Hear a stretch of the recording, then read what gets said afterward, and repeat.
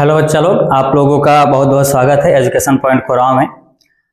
हम लोग 2026 के बोर्ड एग्जाम को लेकर के साइंस का जो एक बैच है, टारगेट बैच, उसको लेकर के हम लोग उपस्थित हैं। और आज से हर दिन हम लोग एक फिक्स टाइम पे 9 बजे के आसपास साइंस का पूरा लेक्चर कवर करेंगे। तो 9 बजे आप एक बार जरूर चेक कीजिएगा एजुकेशन पॉइंट चैनल को।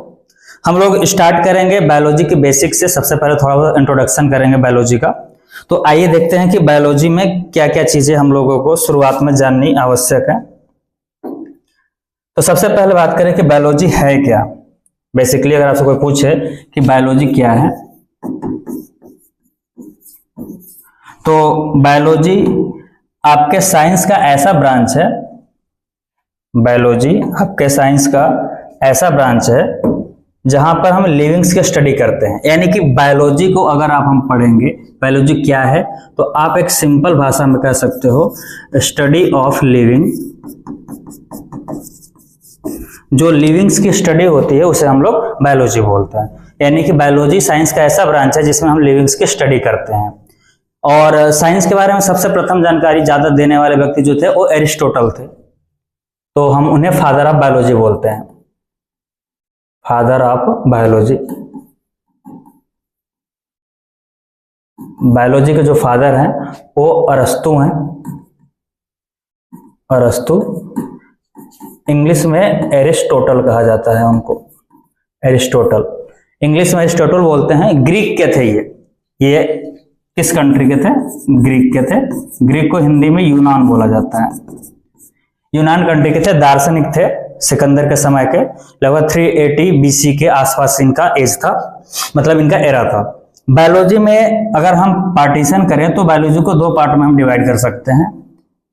फर्स्ट पार्ट हम लोग बॉटनी और सेकंड पार्ट हम लोग zoology, botany and zoology. Botany में हम लोग स्टडी करते हैं प्लांट्स की, यानी कि प्लांट की स्टडी करना, स्टडी ऑफ प्लांट। प्लांट की जो स्टडी होती है उसे हम लोग बॉटनी के अंतर्गत करते हैं। और जो एनिमल की स्टडी होती है, स्टडी ऑफ एनिमल्स, एनिमल्स की स्टडी हम लोग जूलॉजी के अंतर्गत करते हैं। अगर हम बात करें तो एरिस्टोटल के एक शिष्य हुआ करते थे, चेले हुआ करते थे, जिनका नाम था थियोफ्रेस्टस। थियोफ्रेस्टस नाम के एक इनके शिष्य थे जो कि इसके ऊपर ढेर सारा रिसर्च किए थे। तो इनको फादर ऑफ बॉटनी बोला जाता है, फादर ऑफ बॉटनी। यानी कि बॉटनी के जो फादर हैं वो कौन हैं? तो थियोफ्रेस्टस हैं। यानी कि बॉटनी के जो फादर होंगे वो थियोफ्रेस्टस होंगे। और अगर हम बात करें कि जूलॉजी के फादर कौन होंगे, तो जूलॉजी के फादर वो वापस से अरस्तु होंगे। हम लोगों ने क्या जाना कि बायोलॉजी उसे बोलते हैं जिसमें हम लोग स्टडी करते हैं लिविंग्स की।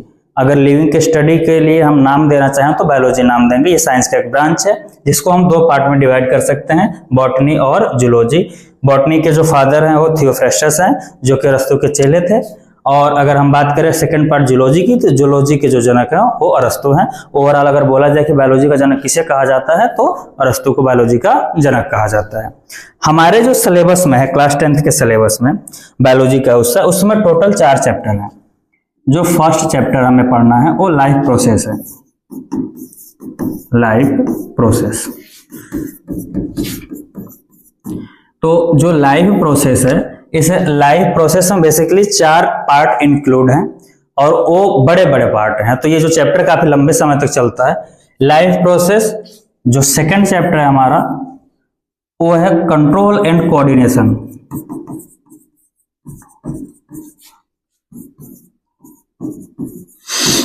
Control and coordination. जो थर्ड चैप्टर है वो रिप्रोडक्शन का है।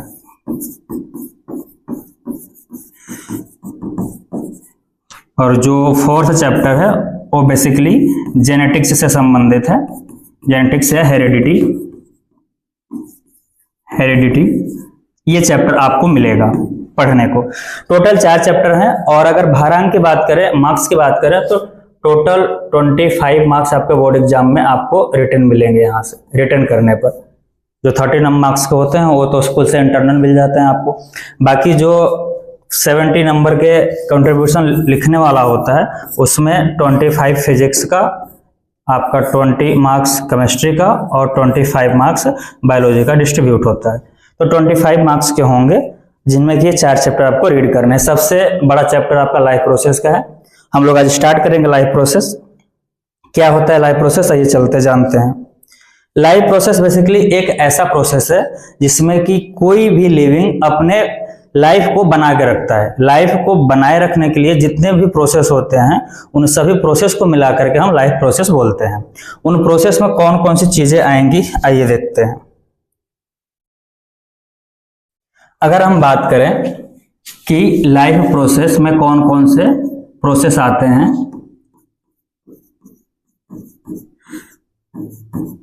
तो लाइफ प्रोसेस में टोटल 4 टॉपिक हमें पढ़ने हैं। फर्स्ट है न्यूट्रिशन, सेकंड हमारा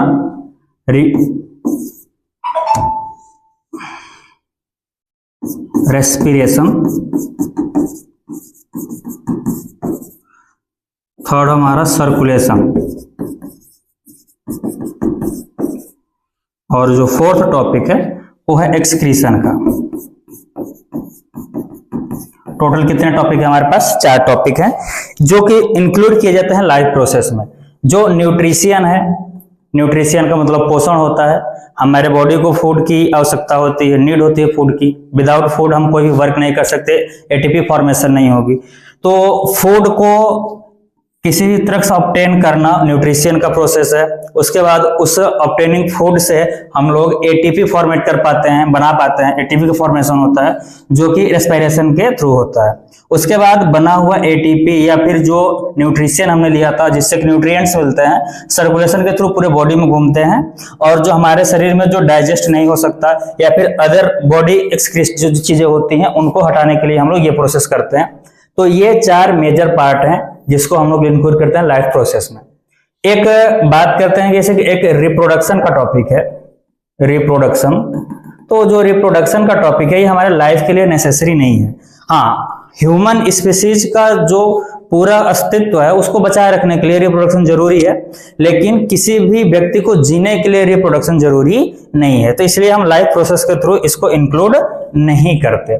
तो लाइफ प्रोसेस में जो फर्स्ट पार्ट है वो है न्यूट्रिशन। न्यूट्रिशन क्या है? न्यूट्रिशन एक ऐसा प्रोसेस है जिसके थ्रू हम लोग किसी भी फूड को ऑब्टेन करते हैं और उससे न्यूट्रिएंट्स को प्राप्त करते हैं। तो स्टार्ट करते हैं हम लोग आगे का फर्स्ट टॉपिक अपना, जिसका नाम है न्यूट्रिशन। न्यूट्रिशन जो पार्ट है आपका वो काफी बड़ा पार्ट है। न्यूट्रिशन टॉपिक अपने आप में काफी बड़ा टॉपिक है। तो न्यूट्रिशन बोलेंगे किसको? एनर्जी किसी प्रकार से प्राप्त करने की जो विधि है उस विधि को बोलते हैं हम लोग न्यूट्रिशन। अब ये जो न्यूट्रिशन है वो 2 टाइप का हो सकता है। 2 टाइप में, 2 कैटेगरी में से डिवाइड करते हैं। एक है ऑटोट्रॉफिक और दूसरा है हेटेरोट्रॉफिक। 2 प्रकार के न्यूट्रिशन, फर्स्ट ऑटोट्रॉफिक न्यूट्रिशन और second heterotrophic nutrition. Autotrophic nutrition में जो फूड होता है वो जो ऑर्गेनिज्म है वो स्वयं से फॉर्म करेगा उसे, जबकि सेकंड वाला जो हेटेरोट्रॉफिक न्यूट्रिशन है उसमें जो लिविंग है कोई भी वो फूड को स्वयं से फॉर्म नहीं करता, खुद से सेल्फ से फॉर्म नहीं करता। ऑटोट्रॉफिक न्यूट्रिशन एक ऐसा मोड ऑफ न्यूट्रिशन है जिसमें कि फूड स्वयं से फॉर्म कर लिया जाता है। इसके एग्जाम्पल में कौन कौन से जीव आएंगे? जो प्लांट्स होते हैं वो आएंगे इसमें, और ब्लू ग्रीन एल्गी जिसको हम लोग साइनोबैक्टीरिया भी बोलते हैं, साइनोबैक्टीरिया, ये सब ऑटोट्रॉफिक है। हेटेरोट्रॉफिक में आप ह्यूमन को ले सकते हो, ह्यूमन है, काऊ है, बिफेलो है, ये सब एग्जांपल किसके होंगे? हेटेरोट्रॉफिक न्यूट्रिशन के होंगे। न्यूट्रिशन 2 टाइप्स, कौन कौन सा? ऑटोट्रॉफिक और हेटेरोट्रॉफिक। ऑटोट्रॉफिक मतलब ऐसा न्यूट्रिशन जिसमें कि जो फूड है वो स्वयं से फॉर्म कर लिया जाए, सेल्फ फॉर्म हो उसमें, उसे बोलते हैं ऑटोट्रॉपिक न्यूट्रिशन। जो प्लांट्स होते हैं, साइनोबैक्टीरिया होते हैं, वो इस प्रकार का न्यूट्रिशन करते हैं। जबकि सेकंड वाला है, ये किसी न किसी रूप पे डिपेंड होता है ऑटोट्रॉपिक के ऊपर, ये डिपेंड होते हैं, डिपेंड्स ऑन ऑटोट्रॉपिक, ऑटोट्रॉपिक के ऊपर ये डिपेंड है। तो इन्हें हम लोग क्या बोलेंगे, इन्हें हम लोग बोलते हैं हेट्रोट्रॉपिक ह्यूमन। अब हेट्रोट्रॉपिक में भी कई सारे टाइप्स होते हैं, हेट्रोट्रॉपिक्स में भी ढेर सारे टाइप होंगे। कौन कौन से होंगे, तो एक होता है होलोजोइक न्यूट्रिशन, होलोजोइक, दूसरा सैप्रोफिटिक और तीसरा पैरासिटिक। तो टोटल कितने प्रकार के न्यूट्रिशन है ऑटोट्रॉपिक के अलावा हेट्रोट्रॉपिक के अंतर्गत? तो हेट्रोट्रॉपिक में 3 प्रकार के न्यूट्रिशन है, एक होलोजोइक न्यूट्रिशन, एक सैप्रोफिटिक न्यूट्रिशन, एक पैरासिटिक न्यूट्रिशन। ये मोड ऑफ हेट्रोट्रॉपिक न्यूट्रिशन है टोटल। देखिए आगे नेक्स्ट, अगर हम बात करें कि क्या होता है होलोजोइक न्यूट्रिशन, तो होलोजोइक जो फर्स्ट मोड ऑफ हेट्रोट्रॉपिक है, उसके अंतर्गत हम ये देखते हैं कि कोई भी ऑर्गेनिज्म अगर किसी फूड को ऑब्टेन करता है बॉडी के इनर पार्ट में और वहां उसे डाइजेस्ट करता है बाय एंजाइम, उस प्रोसेस को हम लोग बोलते हैं होलोजोइक। फूड पूरी तरीके से बॉडी के इनर पार्ट में जाने वाला है, एक ठीक ठाक उसके अंदर सिस्टम काम करता है, डाइजेस्टिव सिस्टम, जिसके थ्रू वो फूड को वहां पे डाइजेस्ट करता है। तो होलोजोइक न्यूट्रिशन कैसा न्यूट्रिशन है, जिसमें कि किसी भी प्रकार से फूड को इनर पार्ट में लेके जाएंगे, यानी कि जो डाइजेशन होगा वो डाइजेशन इनर पार्ट में होगा, इनर पार्ट ऑफ बॉडी के इनर पार्ट में अगर डाइजेशन हो रहा है तो उस कंडीशन को हम लोग होलोजोइक न्यूट्रिशन बोलते हैं। सेकंड वाला जो हमारा है वो है saprophytic, saprophytic nutrition. Saprophytic nutrition उस न्यूट्रिशन को बोलते हैं जहां पे फूड को बॉडी के अंदर नहीं ऑब्टेन किया जाता, बाहर ही रहता है, उसके ऊपर एंजाइम डाल दिया जाता है और वहीं डाइजेस्ट होता है, यानी कि आउटर साइड में डाइजेस्ट होगा। आउटर साइड में डाइजेस्ट होने का मतलब क्या है कि आपके बॉडी के अंदर फूड नहीं जाने वाला, फूड को कंज्यूम करके हम बॉडी के अंदर नहीं ले जाएंगे। जो हमारे शरीर में सलाइवरी ग्लैंड या फिर अदर ग्लैंड्स है, उस सारे ग्लैंड से जो एंजाइम होंगे वो हम डिपॉजिट कर देंगे सामने के फूड पे, और जो फूड होगा बाहर ही डाइजेस्ट हो जाएगा और उससे जो न्यूट्रिएंट्स मिलेंगे उनको हम लोग अवशोषित कर लेंगे, एब्जॉर्ब कर लेंगे अपने बॉडी के अंदर। एग्जाम्पल के थ्रू अगर हम बात करते हैं फंजाई, जो कवक होता है फंजाई, और फंजाई के अलावा अगर हम बैक्टीरिया की बात करें तो ये इस प्रकार का आपको दिखाने को मिलते हैं कि किस प्रकार के न्यूट्रिशन कर रहे हैं ये लोग। बैक्टीरिया की बात करें या फिर फंजाई की बात करें, ये जो हेट्रोट्रॉपिक न्यूट्रिशन में करते हैं तो वो सेकंड टाइप का सैप्रोफिटिक न्यूट्रिशन करते हैं, जिनमें कि फूड को बाहर आउटर साइड में बॉडी के पचा लिया जाता है और उसके बाद उसे एब्जॉर्ब कर लिया जाता है बॉडी के अंदर। ये सेकंड टाइप था।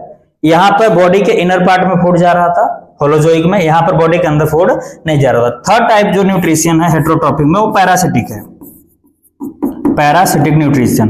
पैरासिटिक न्यूट्रिशन में हम ये देखते हैं कि किसी भी प्रकार से हमें न्यूट्रिशन लेना है तो फूड नहीं पचाना है, यहाँ पे डाइजेशन की प्रोसेस में होगी नहीं, बिल्कुल ही नहीं होगी। जैसे कि अगर हम जुए की बात करें, जो लाइस होता है हमारा, लाइस या फिर लीच की बात कर रहे हैं, जो लीच होता है, लाइस होता है, ये इस प्रकार के जो कुस्कुटा एक प्रकार का प्रजाति है जो कि किसी पौधे पर पड़ता है तो उसको पूरी तरीके से येलो कलर का कर देता है, क्योंकि वो एक प्रकार का फिंगर लाइक स्ट्रक्चर होता है, एकदम पतला पतला रिंग वायर के जैसा, और वो पौधे के ऊपर पड़ता है तो पूरी तरीके से न्यूट्रिएंट्स वहां से निकाल लेता है और पूरा एक जाल सा बना देता है, तो पौधा येलो कलर का पूरा दिखने लगता है, क्योंकि यही दिखते हैं बाहर से। अगर हम बात करें लाइस आपके बॉडी के अंदर रहती है, बालों के अंदर, और वहीं से पूरी तरीके से न्यूट्रिएंट्स वो एब्जॉर्ब करती है, वो किसी प्रकार का डाइजेशन का प्रोसेस नहीं करती। अगर हम लीच की बात करें तो ये भी भोजन को पचाने वाला नहीं है, फूड को किसी भी तरह से डाइजेशन नहीं करेगा, ये डाइजेस्ट नहीं करेगा, ये डाइजेस्ट किया हुआ फूड से जो न्यूट्रिएंट्स है डायरेक्ट एब्जॉर्ब करते हैं। तो इस प्रकार के न्यूट्रिशन को हम लोग बोलते हैं पैरासिटिक न्यूट्रिशन। हेट्रोट्रॉपिक न्यूट्रिशन में 3 टाइप के न्यूट्रिशन हमने देखा, कौन कौन सा, एक होलोजोइक न्यूट्रिशन, एक सैप्रोफिटिक न्यूट्रिशन और लास्ट वाला पैरासिटिक न्यूट्रिशन। कुछ अन्य चीजें भी हैं यहाँ पर देखते हैं। अच्छा, इसमें क्या क्या आपने पढ़ा? होलोजोइक में आपने ये देखा कि फूड बॉडी के इनर पार्ट में ऑब्टेन होगा, जबकि सैप्रोफिटिक में ये आउटर साइड में डाइजेशन होगा इसका, जबकि ये जो पैरासिटिक होते हैं किसी प्रकार का डाइजेशन नहीं करते और डायरेक्ट न्यूट्रिशन को एब्जॉर्व कर लेते हैं अदर ऑर्गेनिज्म से। हम बात करते हैं कि क्या कुछ अन्य रिलेशन भी होता है न्यूट्रिशन में, तो एक सिम्बायोटिक रिलेशन पाया जाता है। सिम्बायोटिक रिलेशन, सिम्बायोटिक रिलेशन में हम लोग पढ़ेंगे लिचेन को, लाइकेन, हिंदी में लाइकेन बोलते हैं, इंग्लिश में लिचेन बोलेंगे उसके। तो जो लाइकेन होता है वो बेसिकली 2 प्रकार के छोटे छोटे ऑर्गेनिज्म से मिलकर बना होता है, एक एल्गी और दूसरा फंजाई। एल्गी और फंजाई दोनों मिल करके बनाते हैं लाइकेन का प्लांट, और ये जो लाइकेन है वो एनवायरमेंटल इंडिकेटर का भी काम करता है।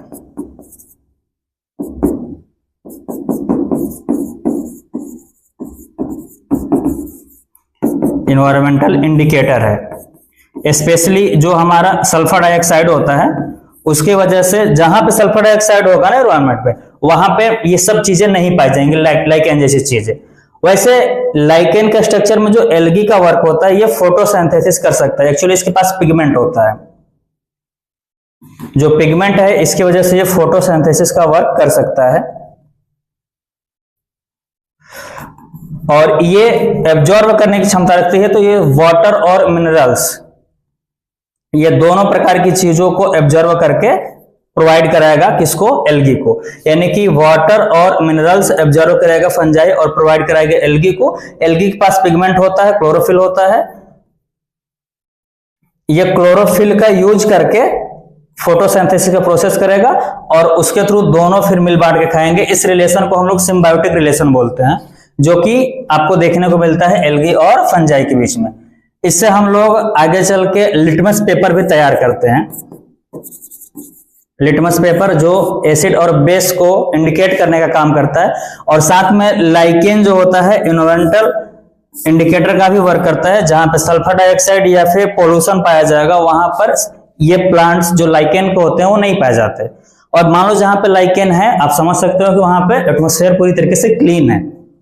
तो ये जो एक एक्स्ट्रा रिलेशन हमें पढ़ना था वो हमने पढ़ा, सिम्बायोटिक रिलेशन किसके किसके बीच होगा? दोनों के बीच होगा, एल्गी और फंजाई। एक और भी है राइजोबियम, और जो आपके ढेर सारे नोड्स वाली क्रॉप्स होती हैं उनके बीच में होता है। जो राइजोबियम होता है वो नाइट्रोजन फिक्सेशन का वर्क कर देता है, और फिर उसके लिए एक हैबिटेट प्रदान करता है, हैबिटेट देता है किसको? राइजोबियम को। वो जो नोड होते हैं उसके रूट्स में, किसी भी प्लांट के रूट में अगर नोड्स हैं तो वहां पर राइजोबियम नाम का जो बैक्टीरिया है वो रहता है, जो नाइट्रोजन फिक्सेशन करता है।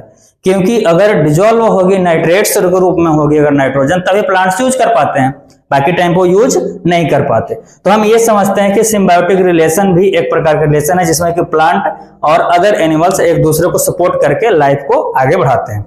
अगर हम इसके आगे की बात करें तो इसके आगे हम लोग स्टार्ट करेंगे अपना फर्स्ट टाइप ऑफ न्यूट्रिशन, जिसे हम लोग क्या बोले थे?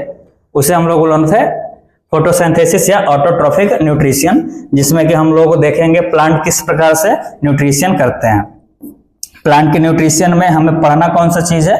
हमें पढ़ना है फोटोसिंथेसिस का प्रोसेस काफी डिटेल में।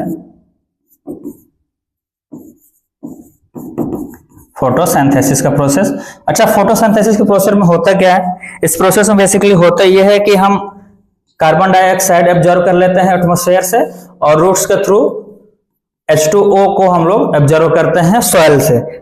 उसके बाद में सनलाइट एब्जॉर्ब की जाती है, और सनलाइट एब्जॉर्ब करने का काम क्लोरोफिल का होता है। क्लोरोफिल वैसे अलग अलग टाइप के होते हैं, chlorophyll A, chlorophyll B, chlorophyll C, xanthophyll भी होता है, लेकिन मेनली जो वर्क करता है वो होता है क्लोरोफिल ए। क्लोरोफिल ए की वजह से ये सनलाइट एब्जॉर्ब होती है। और सनलाइट में भी जो अलग अलग वेवलेंथ की होती हैं लाइटें, उसमें से हमने ब्लू कलर की लाइट ले ली और रेड कलर की लाइट।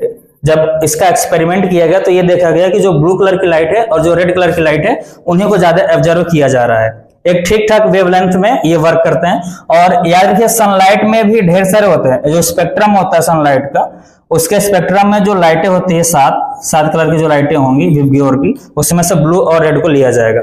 याद रखिएगा सनलाइट में हम लोग विजुअल स्पेक्ट्रम की बात कर रहे हैं, विजुअल स्पेक्ट्रम जो होता है उसकी बात की जा रही है, और अदर से इसको कोई लेना देना नहीं है।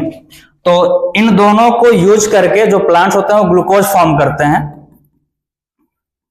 साथ में ऑक्सीजन भी फॉर्म करेंगे, 6 मॉलिक्यूल होंगे ऑक्सीजन के, और 6 ही मॉलिक्यूल फॉर्म करते हैं वो लोग H2O को, लेकिन ये वेपर के रूप में स्टोमेटा से बाहर निकल जाते हैं। तो अगर हम बात करें ये प्रोसेस कौन सा है, तो ये पूरे अर्थ का सबसे यूनिक प्रोसेस है फोटोसिंथेसिस। ये वही कर सकता है जिसके पास क्लोरोफिल है, और क्लोरोफिल है किसके पास, प्लांट्स के पास है। तो ऑटोट्रोफिक न्यूट्रिशन को हम लोग डिटेल में जानेंगे अगले लेक्चर में।